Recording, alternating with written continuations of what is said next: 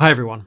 I want to make this video right now just to clear up any of the questions that have been going around on Twitter about this whole buyback committee thing and my involvement in it, and kind of got dragged into this Twitter storm that I didn't really want to be a part of. So I've taken questions from all of the lovely feedback that I've got on Twitter, and I'm just going to answer all of those in this video. So I would ask you, if you believe you are a reasonable person who doesn't like to jump into conclusions, but has maybe felt a bit emotional about all of this, please stick around for the whole video, listen to me in full form, explain my side of the story, and then I'll talk about where I stand with this whole buyback thing at the end. So the first question to tick off is, why did you join the buyback committee? And the truth of the matter here is that I joined the committee in order to be more informed about a specific outcome that could happen in this whole world of XRP and regulation and governmental control. I thought, as a content creator, it was within my interest to have my ear to the ground so I could hear the information, see the documentation, and share what I could with the audience based on this understanding that most people won't have had. I was one of a very small portion of people who actually had information from the source documentation. So anyone else talking about the buyback committee wouldn't have the same credentials as I would. So that was my true intention for being part of it. Then there were other benefits involved with being part of the committee, in that I didn't feel like I was a smart enough person to be in this committee, right? There's lots of very intelligent people in there from the financial sector, from the technology realm, that were all kind of having input into this document to inform the documentation. And I was there really not really contributing anything except me having an audience to talk to about it. And this was made very clear to me at the beginning. You do not need to talk about this. You don't need to make content about it, but we think it would be good for you to be involved so you can hear what's going on, so that if you do choose to actually share information about this, you have the information from source. So that kind of met perfectly with me. That was my intention, and that was what I got. And so that naturally flows into the next level of questions that people had. And that was, what was your involvement and what was your contribution into the committee? So I obviously want this whole video to be very clear and concise, but my involvement in this committee has been appropriate to the level that I have been put in. Essentially, the committee has 3 different tiers of committees, subcommittees.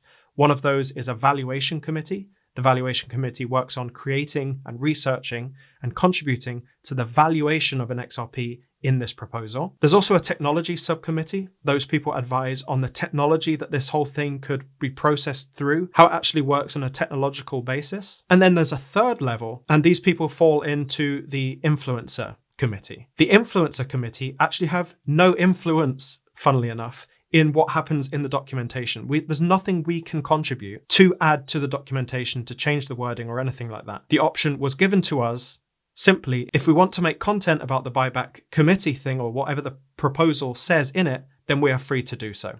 That was the level of contribution that I had. And when I talk about, the documentation we would get via an email, it was all blind carbon copy. So we didn't actually see who else was on the recipient list. But I will say, from my side of things, the documentation would come through in the email. The first time this document came through, I scrolled all the way through the document, didn't read any of it, looked for the big number, saw the big number, and thought, okay, I understand what the buyback proposal means to do for the community. I don't really need to read the rest. This was a mistake on my side. I'll get into that at the very end of the video. The next thing that came up a lot was that I was being paid to promote the buyback proposal. And I can say categorically, I've received absolutely nothing in fiat, crypto, in any mean of payment. The only things I have received are hate, frustration, and mild temporary depression. That leads into a recent trip that I did over to the States, where I actually ended up interviewing Jimmy Valley and Black Swan Capitalist while I was in Houston. And I also want to say that this trip was not paid for in any way by anyone involved with the buyback committee. It was paid for by myself for a very good reason, because I had a funeral to go to in America. And I thought, if I've got a funeral in Oklahoma, I've got a coaching session in New Jersey, I might as well just on the way hop over to Houston, because I know some people are there who might want to be on a podcast. That's as far as that went. The next line of questioning was, why are you entertaining this idea of a buyback? And my answer to this question is, it's important to acknowledge all outcomes, all potential outcomes of a certain situation. This is irrelevant to your own opinions and my own opinions. And the analogy I want to give here is we have systems in place as a government, as a country, and as a world. Let's say a meteor comes down and it's heading for Earth and it hits Earth. There is a protocol that is to be followed by the governments, evacuation processes, places for people to go. There's actually a system and a plan already made for that far out eventuality. Now I pose this question to anyone. If we had an asteroid coming towards Earth, would you prefer there to be no plan or a plan? And that's the way I see this buyback proposal. We don't think there's going to be an asteroid that's going to come and hit Earth. We don't think that there's going to be an actual buyback situation from the government, but it is possible, just like an asteroid could hit Earth. It is possible, and therefore we should have a plan. This whole buyback proposal, the proposal that Valhall Capital have put together, is really a worst case scenario plan for a very unlikely situation, but should that situation come about, the XRP army and the community should be considered and should benefit from this situation. I truly believe that is the intention of this proposal. Jimmy Valley himself, on my podcast, said that he believes the buyback will happen with a 26% chance. For me, that's a significantly higher percentage than I personally give it. But Jimmy Valley himself doesn't believe the buyback will happen, but he just wants to have a plan in place if the malicious powers that are at play actually end up succeeding, and in the very unlikely situation where the government want to confiscate your crypto, your XRP, then at least there's a plan in place. I think that's a reasonable thing. The next whole thing was about John Deaton and how John Deaton's name was mentioned in the document. And I have to say, this is not my place to talk. I don't know John Deaton. I didn't contribute to the documentation within the proposal. This is not my thing to comment on. That is for other people to talk about. Anyone asking about John Deaton, the question is inaccurately placed with me. The next question was about the $100 million fee that Valhall Capital were to be paid in the eventuality of this deal having to be pushed through. And again, I didn't read this in the documentation. I scrolled straight to the number that was the XRP value. I didn't look at anything else. So I didn't actually see this element of the proposal. Not that that would actually change my decision to be part of the committee or not, because if we do in fact, in that very small percentage chance, end up in a situation where our XRP is going to be confiscated from us and the government say, we're going to take your crypto or we'll give you, I don't know, let's make up a number, $10,000 per XRP. At that point, if we're getting $10,000 for an XRP, I'm not saying that's a thing. I'm not advocating for a $10,000 XRP. I'm just making up a number. In that situation, $100 million for the person who put through the deal is neither here nor there. I'm not saying it's reasonable or unreasonable. I'm just saying it is what it is. The person who puts the deal together should be remunerated. And you can make your own judgments as to whether you think 100 million is too much or too little, although I think a lot of you will not be thinking that's too little. Then there was another element which I haven't read because, again, I only read the big number for the XRP value. There was another part about committee members also getting paid.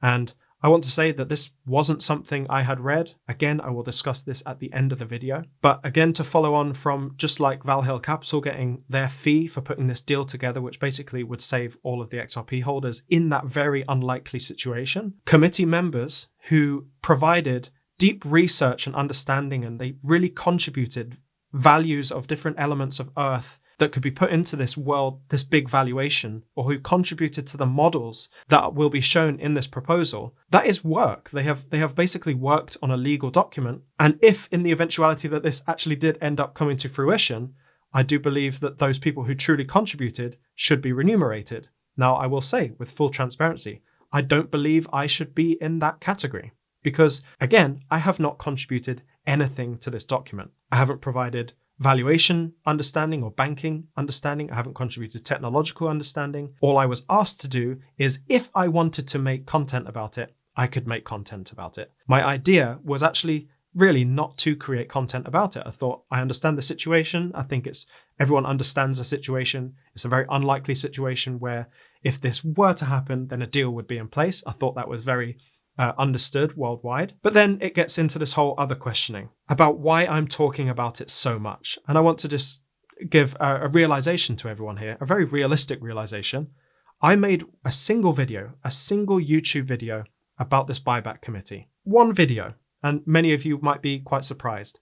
In that video, I basically gave my honest thoughts. I described how I didn't think the buyback would ever be a thing that happens. I explained my intentions for being there, which was to learn from other people and have my ear to the ground so that I can share source information on this channel. I said all of this a month ago, but those who are saying that I'm being paid for promotion, I want to send that back to you. What is promotion? Is promotion talking about it? Because if promotion is talking about it, my hands are very, very clean because I've made one video about it. And that video was actually a response to hate that I was getting online for saying that I was in the committee. I never made active content about it. It was all in response, and it was only one video. So I want to ask very reasonably, perhaps before you tell me that I've been promoting the buyback, please consider how many times you've also talked about the buyback on different social media platforms. If it's more than one time, then please understand, you've actually talked about this buyback and promoted it more than I have. Every time anyone talks about the buyback proposal online, they are promoting it, whether it's negative or positive. It's promotion. I've tried to stay out of this. As I said, I made one video, and that video was just me explaining my truth about this, which hasn't changed. And so it goes to the adage, before you cast the first stone, please look at yourself. It doesn't go like that, but you get the idea. So what have I learned from this whole experience? I've learned that I probably don't want to be on Twitter anymore. I'm going to be, but very, very kind of hands-offy. I just go straight into my DMs to see who's messaged, and I don't really check the feed anymore because it really, really hurts when you're being misrepresented online for things that are completely not true and people making assumptions about you. It's actually really, really tough, and it's hard to explain without you having been through it as well. But my main learning from this whole thing was, when I get given documentation, I should probably read the whole thing. And I'd imagine this is probably the only part of this video that's going to get clipped. But look, I'm not going to see all the clips, so it doesn't really matter. Anyone who's clipping this will have erased everything that happened in the video up to this point, so it is what it is. But I certainly do need to read all documentation and analyze how the information within the documentation would actually potentially impact the audience and how it could potentially impact my perception online, because I am a full-time content creator now. I left my job to do this type of thing. My thought process was purely, if I'm leaving my job, I need to have some really good information. And if I've got information from source, like from a buyback proposal, that would be great information that people could listen to. But when people take it out of context and people treat it unreasonably, and it changes the way people view me unjustifiably, that impacts my stability in what I do, right? So I left my full-time job to basically be out there on my own doing what I love, which is researching and sharing information. Everything I do or become involved in, I need to read all the documentation. My only defense to all of that is that my intentions to be part of this group